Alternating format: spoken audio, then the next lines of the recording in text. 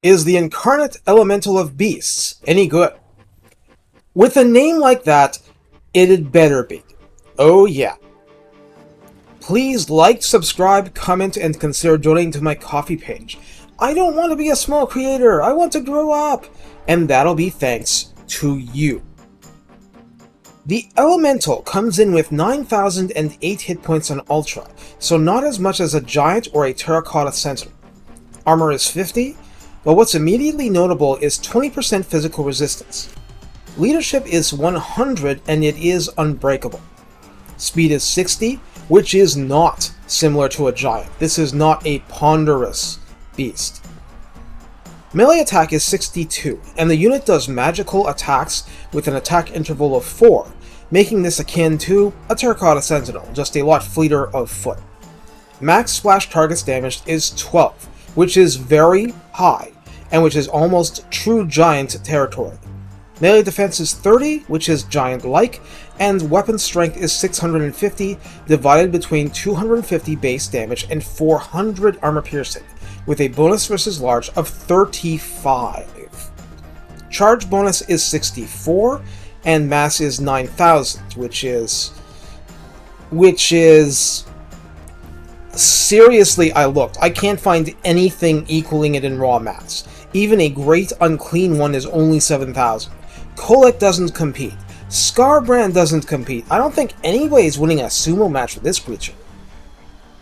Quite naturally, it inflicts fear and terror, and possesses the Incarnate Flock of Doom, which acts exactly like Malagor's Capstone skill.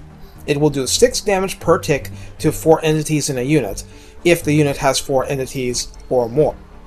And this is all in a 35-meter radius. This doesn't shock me, it's thematic. This unit is a woodsman unit that phases through trees and can hide in forest. That does shock me. No wonder it inflicts terror. I have found no in-game indication that the Beastmen lords buff the Incarnate whatsoever. Hovering over the skills doesn't even make the Incarnate show up. On the other hand, how much buffing do they need? This is already an anti-large killer like a Gorgon with Giant-like Horde Clear and Malagor-level constant Morris Engine effect, and unlike the Jabberslythe, it's not dependent on enemies being low leadership. This also means that the effect will stack with Aura of Madness from a Jabberslythe or from an item. For Kislev, creatures of the land in the red line will provide a maximum of plus 8 melee attack and plus 12% weapon strength. Highly desirable buffs. And Ursun's Favored will give rank 7 and above Incarnates 10 extra armor, 5 extra melee defense, and 15% spell resistance, which can't be bad. The revised tech tree offers 4 sources of help, one of which is simple upkeep reduction, but Ice Rites offers 5% more spell resistance and 10% more physical resistance. Poacher's Bane reveals enemies in forests and grants 100 armor-piercing damage to the Elemental, so 400 becomes 500. And Aggressive Cultivation adds a flat plus 10 to melee attack for the Incarnate Elemental.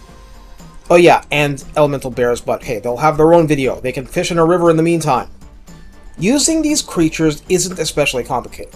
They're not as high HP as Giants, but physical resistance helps make them very tanky. They're kind of anti-everything.